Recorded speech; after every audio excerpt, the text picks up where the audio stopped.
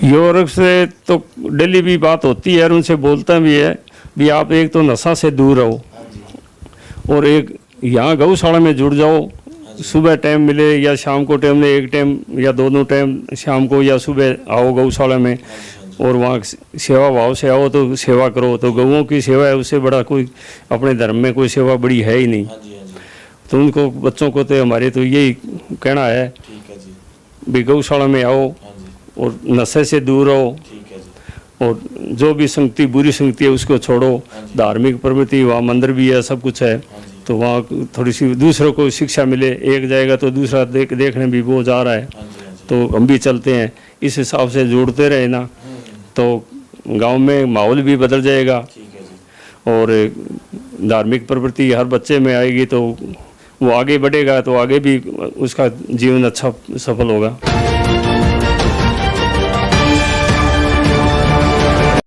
नमस्कार मित्रों, MW news मुख्य वक्ता में आपका स्वागत है। मैं आपका अपना पत्रकार साहिल अरोड़ा। जैसे कि आप जानते हैं, हम रोज़ ही आपको इलाके के अलग अलग क्षेत्र के अलग अलग जनप्रतिनिधियों से रूबरू करवाते हैं, इलाके की उन खास हस्तियों से रूबरू करवाते हैं जिन्होंने अपनी ज़िंदगी में समाज सेवा में एक अग्रणी कार्य किया हो। क्षेत्र कोई भी हो, चाहे वो राजनीतिक क्षेत्र है, चाहे वो धार्मिक क्षेत्र है, या सामाजिक क्षेत्र है, समाज को एक अलग दिशा में ले जाके युवाओं का भविष्य सुधारने का प्रयास किया हो। उसी क्रम में आज हमारी टीम पहुंची सादुल शहर उपखंड क्षेत्र के गांव सरदारपुरा जीवन में। सरदारपुरा जीवन के गौशाला संत गौ सेवा समिति के प्रधान सेवादार हमारे साथ मौजूद है, दुलीचंद जी कारगवाल। दुलीचंद जी कारगवाल पूरे इलाके में किसी भी पहचान के मोहताज नहीं है। समाज सेवा का कोई भी काम हो उसमें जो हमेशा ही कारगवाल परिवार हमेशा ही अग्रणी भूमिका निभाता है, चाहे वो युवाओं का भविष्य सुधारना हो, चाहे वो गौओं की बात हो, जब वृक्षारोपण कार्य करना हो, जब और भी कोई भी क्षेत्र हो, चाहे वो धार्मिक क्षेत्र का काम भी, उसमें भी हमेशा अग्रणी भूमिका निभाते हैं। आज हमारे साथ कारगवाल जी मौजूद है, इनसे जानेंगे किस तरह से विचार इनके मन में उत्पन्न हुए, गौशाला की स्थापना हुए लगभग कितने साल हो गए, किस तरह चल रही है गौशाला की व्यवस्था। तो सबसे पहले तो कारगवाल जी आपका स्वागत है हमारे चैनल में। धन्यवाद साहब। तो कारगवाल जी की मातृभाषा बागड़ी है, तो इसलिए आज हम उनसे बागड़ी में बात करेंगे। तो कारगवाल जी बात करा सारूं पहला तो आप अपनी गौशाला की, जबकि अपनी गौशाला संत गौ सेवा समिति सरदारपुरा जीवन इनकी स्थापना हुई ने कितना साल हो गया और किया अपने मन में विचार आयो कि इनकी गांव के अंदर अपने गौशाला होनी चाहिए। हाँ सर, 13 में हुई है जी शुरुआत है। ठीक है। और उसके बाद में गांव वाले इकट्ठे होकर भी इतनी गायें हैं, ये भूखी है फिर रही है, तो हर गांव में गौशाला बनी हुई थी, अपने भी गौशाला बना लेते हैं। तो सारा गांव का सहयोग हो गया और चंदा किया और वो चालू कर दिया जी। और ज़मीन जो थी वो पंचायत की थी, तो पंचायत वाला ने उसका पट्टा बना कर दे दिया और वहाँ कुछ 1-2 मकान बना लिए। तो धीरे धीरे वो चंदा होता रहा। रजिस्टर नहीं करवाई, रजिस्टर कमेटी बनवा ली उसमें, और बाकी इसको रजिस्ट्रेशन नहीं करवाया गौशाला का, और अच्छे मकान बन गए। बाद में धीरे धीरे वो चलता रहा। तो एक बार भिखाराम से एक प्रोग्राम रखा है यहाँ जागरण का, भागवत कथा रखी उसने। तो उसके बाद में गांव वाले सभी वहाँ चालू हो गए सारा काम। डेली एक सभामणि बनती है गायों के लिए, और चंदा अभी तक गांव से वैसे ही होता है, दूसरे गांव से कर लेते हैं, गांव से कर लेते हैं, सरकार से कोई अनुदान इसका नहीं मिल रहा है। और बाकी गौशाला में गांव वाले सुबह भी जाते हैं, शाम को भी जाते हैं, 5-10 आदमी लड़के भी जाते हैं युवा, तो वो सहयोग कर देते हैं। 1-2 आदमी रख लेते हैं। अब मौके पर तो एक ही आदमी है हमारे पास में, तो वो पशुओं को संभाल लेता है। 3-4 गायें दूध वाली है। दूसरी गायें जो अंदर कोई लेकर आता है, चाहे किसी गांव का है, चाहे दूसरे गांव का है, चाहे यहाँ गांव का है, तो उससे हम एक अनुदान के हिसाब से 2100 रुपये लेते हैं। छोटी वाली के 1100 रुपये लेते हैं, और कुछ नहीं लेते उससे, तो वो अंदर कर देते हैं जी। पानी की व्यवस्था जो है वो अपनी खुद की बनाई हुई है गौशाला की तरफ से। एक मोटर वहाँ डिग्गी पर रख रखी है, वहाँ से एक पाइपलाइन सीधी लेकर गौशाला में आ जाती है, उसको चला देते हैं, जितने पानी जरूरत है उतनी चलती है और वह पानी पूरा कर लेते हैं, फिर बाद में बंद कर देते हैं। अब आप तो चलो थे बतायो भी बिना भाई आपने बताया भी बिना मतलब सरकारी अनुदान के जन सहयोग से आसपास के गांवों से ये चल रही है, बड़ी शानदार बात है। तो इस वक्त अपनी गौशाला में कितने के पशु है जो इस वक्त आपने रखे हुए हैं? अब मौके पर जी 150 पशु हैं, 150 गायें हैं। 150 गायों में 2 गौधे भी हैं, बाकी सारे मतलब कुछ छोटे हैं और कुछ छोटे, हाँ बड़े हैं, कोई छोटे हैं, बाकी और गांव का सहयोग तो है ही है उसमें। ठीक है। तो अब बात करें जो आपने बताई भी ये अपनी जो गौशाला चल रही है, ये कितने जगह में चल रही है और कितनी की जगह है जिसमें ये गौशाला संचालित हो? लगभग 3 बीघे ज़मीन है जी। लगभग 3 बीघे ज़मीन है, वैसे 4 बीघे थी, एक में वो गुरुद्वारा बना लिया 1 बीघे में, और बाकी 3 बीघे ज़मीन है। उसमें बाकी शेड में खाली जगह है, वहाँ पशु खड़े रहते हैं या और बाकी मकान बने हुए चारों तरफ है। तो अपने गौशाला में इस वक्त क्या क्या बना हुआ है शेडों में, या मतलब गैराजों में कितने गैराज हैं, कितने शेड बने हुए हैं? तूड़ी वास्ते 3 शेड बने हुए जी, गैराज बने 30 बाई 60 के, और एक वो बड़ा शेड बना हुआ है जी जहाँ पशु जो नीचे वो चारा डालते हैं ना, उसके ऊपर बना रखा है, तो वो एक शेड बना हुआ है। और साइड में 6 कमरे हैं बड़े, तो सर्दियों में उनमें पशु रखने के लिए, गर्मियों में या सर्दियों में पंखे लगा रखे हैं उसमें, वो साइड में। और जो आदमी रहता है गौशाला में संभालने के लिए, उसके लिए अलग मकान है, लेटरिन बाथरूम सारा कुछ उसके लिए। और बाहर एक दफ्तर बना हुआ है, और एक शेड बना हुआ है छोटा, जिसमें हरा चारा जैसे कुतर है, मशीन है, उसमें वो सामान रहता है। इतने मकान बने हुए हैं वहाँ। और उसके अलावा कोई जैसे क्योंकि गौ सेवा के साथ साथ धार्मिक सेवा भी जरूरी है, तो मंदिर वगैरह भी बना रखा है? हाँ जी, ये गौशाला में एक ठाकुर जी का मंदिर है और शिवलिंग की स्थापना भी है। वो तो उसमें पूजा पाठ होता है सारा दिन लोग बाग, औरतें आती जाती है, मतलब मातृशक्ति थी, हाँ बहुत ज़्यादा जाती है वह, दिन में सारा दिन चलता रहता है काम वो तो है ही। तो अब आपने जैसे बताया अभी उसमें एक शेड बना हुआ है, तो वो शेड कोई आपके जन सहयोग से बना था या किसी कोई जनप्रतिनिधि एमएलए या एमपी के सहयोग से? वो एमपी निहालचंद जी जब मंत्री थे ना, उस टाइम की बात थी जी। तो उनके पास के वहाँ गए तो उन्होंने हमारे को 10 लाख रुपए अनुदान दिया। तो उसे एक तो वो बड़ा शेड हो गया और एक ग्रेज बन गया 30 बाई 60 का। 2 चीज़ उस टाइम में उनके द्वारा बनी हुई है। और उसके अलावा कभी कोई एमएलए या किसी प्रधान द्वारा या सरपंच द्वारा यहाँ पे कोई चीज़ बनाएगी? उसके द्वारा जी एक कमरा जो बाहर जो बनाया हमने दफ्तर के टाइप का, तो कमरा बड़ा बनाया, तो वो एक मोरजन खारी के गुरमीत सिंह महल है मिस्त्री जी, उन्होंने वो दान में दिया था। उन्होंने अपने मिस्त्री लगाए, अपने तैयार करके वो एक कमरा उन्होंने बना कर दिया। तो अब बात करें तो जब आपने बताया अभी पहले जिक्र किया कि जो आप सहयोग इकट्ठा करते हो तो वो गांव की तरफ से खुला सहयोग होता है, तो आपने कभी ये बीघे के प्रति गुराई नहीं लगाई या सिर्फ खुली गुराई लगाते हो?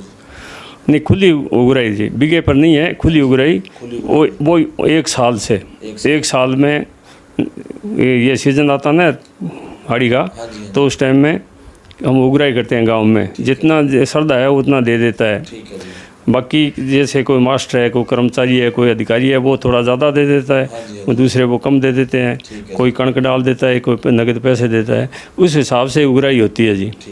ज़्यादा कमी आ गई, जैसे गौशाला में कुछ तूड़ी की ज़रूरत है, पैसे है नहीं, तो कमी आ गई, तो जो भी कोई टीचर है या और उनसे थोड़ा सा अनुदान अलग से ले लेते हैं, यार मिल भी जाता है, तो सहयोग होता रहता है। मतलब कुल मिला के जैसे जैसे भगवान ठाकुर जी भगवान कभी किसी में बस गए, कभी किसी में बस गए, और अपने गौ सेवा का जो कार्य शुरू किया पंचायत ने वो अपने आप पूरा हो रहा है। हाँ, पूरा हो रहा है साहब।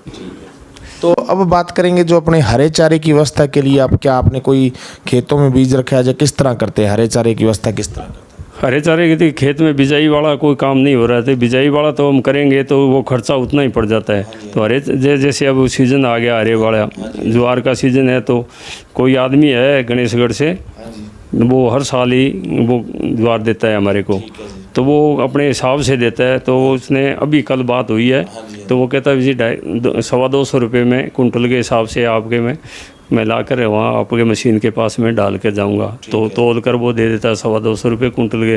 वो हमारे वो पड़ते में इसीलिए गायों के लिए हरा चारा उसकी व्यवस्था बना देते हैं बस। तूड़ी के लिए गैराज आपने बनाई रखा है? हाँ, तूड़ी के लिए गिराज बनाए रखे हैं, तूड़ी पड़ी है उसमें, और कमी है तो और मंगवा लेते हैं। तूड़ी ज़्यादा मोल लेते हो या जन सहयोग से इकट्ठी हो जाती है? कुछ जन सहयोग से होते हैं, गांव से हो जाती है, और कुछ कमी दिखती है, अभी थोड़ा सी कम है अब की बार, तो उसका मोल ले लेते हैं।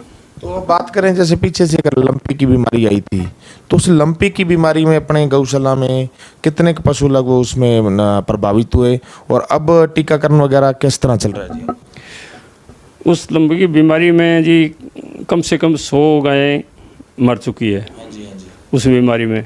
बाकी डॉक्टरों की एक टीम आई थी, एक पूरी बस आई थी, उन्होंने टीकाकरण किया।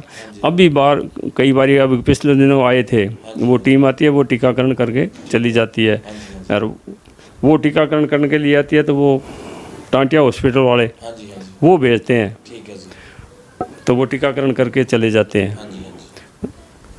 तो अब बीमारी नहीं है, अब सारे स्वस्थ है पशु। तो अब बात करें कारगवाल जी, आपके जो गांव के युवा हैं वो कितना का गौशाला में सहयोग करते हैं? क्योंकि आजकल देखने में आ रहा है भी युवा अपने सादुल शहर मंडी के साथ नशे की मंडी का नाम, एक कुख्यात नाम जिसे कह सकते हो, उस नाम से कुख्यात होगी अपनी मंडी।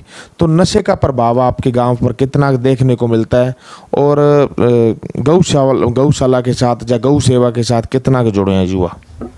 नहीं, नशे वाली तो ज़्यादा तो नहीं है अपने गांव में, थोड़ी बहुत है, तो भी ये तो ठीक है, कुल मिलाकर ज़्यादा नहीं है।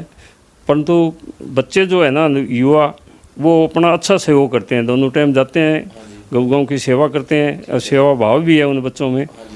तो हम तो उनका बहुत ही धन्यवाद करते हैं, जो भी दोनों टाइम जाकर गौओं की सेवा करने में लग जाते हैं। हमारे साथ में भी जो वहाँ का आदमी रख रखा है उसके साथ में भी तूड़ी हम डलवा देते हैं, इनके अंदर हम कर देते हैं, या गोआ कूड़ा है ये बाहर निकालना है, खाद बाहर निकालनी है तो सफाई हम कर देते हैं। तो ये बच्चे जाते रहते हैं युवा, तो उनका बहुत बहुत धन्यवाद है। सरकारी डॉक्टर भी है गाँव में या प्राइवेट डॉक्टरों से?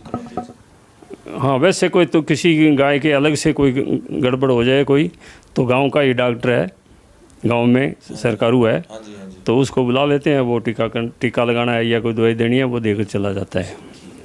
तो अब बात करें जैसे जो अपने मौजूदा विधायक हैं गुरवीर जी बराड़, तो गुरवीर जी बराड़ अब तो चलो विधानसभा चल रही है, विधानसभा के बाद क्या आपका रहेगा उनके लिए, क्या आप मांग करवाना, गौशाला के लिए क्या मांग रहेगी? विधायक जी से पहले उनको विज्ञापन तो दिया है, एक बार आए थे, उनको लिख कर दिया था भी एक शेड चाहिए हमारे को तूड़ी के लिए अलग से, क्योंकि तूड़ी ज़्यादा होती है तो वो तीनों शेड वो तो भर जाते हैं, पर बाकी बाहर डालनी पड़ती है। तो उनसे एक शेड की मांग की थी, और उन्होंने हाँ भी की है, भी वो दे देंगे। और एक उनसे मांग की थी भी हमारे वो सड़क नहीं है गौशाला तक के, तो उसमें सभी चीज़ आ जाएंगी। पहले विधायक थे, उन्होंने वहाँ पत्थर भी लगाया था, परंतु वो तो विधानसभा चली गई, उनकी तो वह चला गया कार्यकाल, और वो बनी नहीं, तो उसकी भी उन्होंने हाँ की है। और अब तो चलो विधानसभा चल रही है, बाद में उन्होंने कहा भी मैं इसको मंजूर करवा के चालू करवा दूंगा। और आपको आस है भी वो यहाँ पे पूरा करेंगे? हाँ जी, उनसे पूरी आस है भी वो जो बात की है वो पूरा करेंगे। तो अब बात करें जैसे गौशाला चलती है जन सहयोग से, तो जनप्रतिनिधियों का सहयोग तो आपने बता दिया, कभी कोई आमजन से भी कभी कोई सहयोग आया आपको, जैसे गुराई के अलावा, जैसे आप और उसके अलावा कभी किसी ने कोई स्पेशल सहयोग दिया उसके बारे में? उसके बारे में जी एक तो सहयोग हमारे गांव का ही है, वैसे वो लड़का DTO है, तो उसने एक राजेंद्र नाम है जी, तो उसने ये तो आपने बता दिया भी आपके गांव से चलो सहयोग मिल रहा है, उसके अलावा कभी किसी परिवार से या कभी किसी पर्सन से कभी कोई विशेष सहयोग आया हो गौशाला के लिए? हाँ जी, ये हमारे गांव का ही एक श्याम सुंदर लड़का है, DTO है वो। तो उसको पता चला भी अपनी गौशाला है, क्यों वो बाहर ही रहता था, पढ़ाई बाहर की, बाहर भी सर्विस कर ली, तो वो गांव में आया एक बार, तो गौशाला में गया, प्रोग्राम था उसमें, तो उसने देखते ही वो कहता ये तो बहुत बढ़िया है, तो उसने 21,000 रुपये दिए। और अब भी वो, अब जब हमने चंदा किया तो उसका स्पेशल 11,000 रुपये हमारे खाते में उसने डाल दिए, भी मेरे 11,000 रुपये हैं, तो वो अलग से सहयोग है, अच्छा सहयोग कर रहा है। मतलब जब भी आपके गौशाला में कोई भी कार्यक्रम हो, या कोई भी धार्मिक अनुष्ठान है चाहे गौओं के लिए, तो श्याम सुंदर जी जो अपने DTO विभाग में है वो लगातार सेवा कर, हाँ लगातार सेवा कर रहे हैं जी वो। और उसके परिवार का भी सहयोग है, थोड़ा बहुत तो चलता ही रहता है, वो तो है अलग बात है। वो उसका स्पेशल है हमारे गौशाला में सहयोग है। और गांव में जैसे कोई मास्टर है और है तो वो अपने हिसाब से तो देते ही हैं, पर उसका सहयोग एक अलग से ही आ रहा है। और एक सहयोग है जो मैंने पहले भी बताया था, एक कमरा दिया है मोरजन से, तो उसने अलग से सहयोग दिया, दूसरे गांव का है, अलग से अपने एक कमरा पूरा बनाया है उसने। उसमें चाहे कितने पैसे लगे उसी के लगे हैं, सारा कुछ उसने सहयोग। और पहले गुरमीत महल है। और पहले भी जब हमारे को ज़रूरत पड़ती भी, अब तूड़ी की कमी है तो पैसों की कमी है, तो उसके पास में जाते तो 21,000 रुपये, 20,000 रुपये, 10,000 रुपये, 11,000 रुपये वो जाते ही दे देता भी तूड़ी की कमी है तो कितनी ले जाओ आप। तो कुल मिला के मतलब गुरमीत सिंह महल जो मोरजंड से हैं वो लगातार गौ सेवा में वो करता है जी। और बहुत अच्छा सहयोग रहा जी, हमारे गांव से जितना नहीं हो रहा है जितना वो सहयोग करता है हमारे गौशाला में। हाँ, तो अब आप हमारे चैनल के माध्यम से आपको आपके जो गांव क्षेत्र के लोग, तो आपकी पंचायत क्षेत्र के लोग तो देख रहे हैं, आसपास के इलाके के लोग देख रहे हैं, तो उन सभी गौ भक्तों से क्या आपकी अपील रहेगी, खास करके युवा वर्ग से आपकी क्या अपील रहेगी? युवा वर्ग से तो डेली भी बात होती है और उनसे बोलता भी है भी आप एक तो नशा से दूर रहो और एक यहाँ गौशाला में जुड़ जाओ। सुबह टाइम मिले या शाम को टाइम मिले, एक टाइम या दोनों टाइम, शाम को या सुबह आओ गौशाला में और वहाँ सेवा भाव से आओ तो सेवा करो। तो गौओं की सेवा है, उससे बड़ा कोई अपने धर्म में कोई सेवा बड़ी है ही नहीं। तो उनको बच्चों को तो हमारे तो यही कहना है भी गौशाला में आओ और नशे से दूर रहो और जो भी संगति बुरी संगति है उसको छोड़ो। धार्मिक प्रवृत्ति, वहाँ मंदिर भी है, सब कुछ है, तो वहाँ थोड़ी सी दूसरों को शिक्षा मिले। एक जाएगा तो दूसरा देखने भी वो जा रहा है, तो हम भी चलते हैं, इस हिसाब से जोड़ते रहे ना तो गांव में माहौल भी बदल जाएगा और धार्मिक प्रवृत्ति हर बच्चे में आएगी तो वो आगे बढ़ेगा, तो आगे भी उसका जीवन अच्छा सफल होगा। ये हैं जी संत गौ सेवा समिति सरदारपुरा जीवन के प्रधान सेवादार दुलीचंद जी कारगवाल। दुलीचंद जी कारगवाल पिछले काफ़ी लंबे समय से गौशाला के साथ जुड़े हैं।